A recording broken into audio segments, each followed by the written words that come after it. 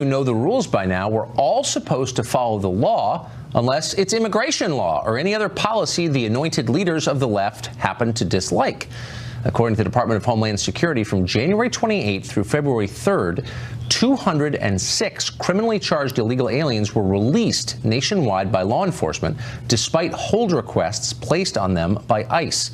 Of those 206 released aliens, 142 were released by a single sheriff. Her name is Sally Hernandez, and she's in Travis County, Texas, where Austin, the state capital, is.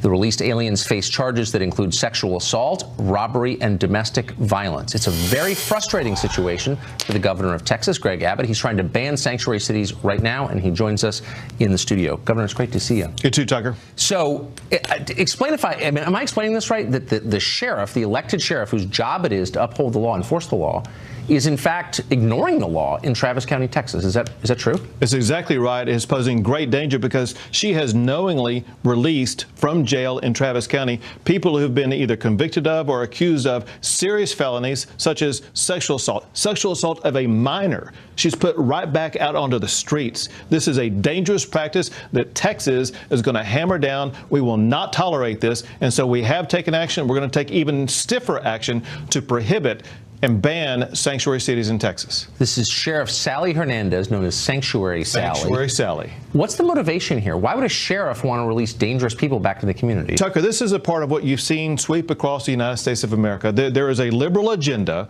that wants to so-called be welcoming to those who are here illegally. And one way they do that is by not enforcing the law. She campaigned on and got elected as sheriff in Travis County this last year on the promise she would not enforce sanctuary city laws, or she would not enforce ICE detainers.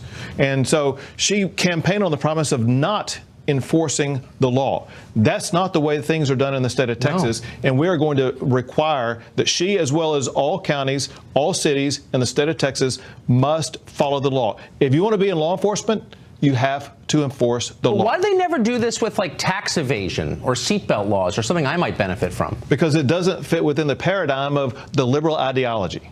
So what can you do about this? Well, one thing that I have already done unilaterally as governor of the state of Texas is I defunded Travis County from governor grants that were going to them to the tune of $1.5 million I took out of their pocket. Second is we're working on a piece of legislation that will impose criminal penalties where the sheriff herself can wind up behind bars and hence be removed from office, fines that could add up to millions of dollars per year, as well as other penalties. We're going to make it so costly, so expensive, there's no way that any city or county can take on sanctuary city policies. But there also are torts involved here. So if I give you my gun and to say, hey, here's a gun, and you go rob a liquor store and shoot someone with it, I can be sued, and certainly in civil court, for that. Why wouldn't she be personally liable for the crimes committed by the criminals she released? That is one of the proposals that has been discussed. It could wind up in this final piece of legislation where either the sheriff or the public official personally could be subject to liability, or the governmental body, whether it be the city or county, could be subject to liability for paying for those who are injured. Take the famous case of Kate Steinle. Why shouldn't Kate Steinle's family be able to sue San Francisco or the county that San Francisco was in because of the loss of their child?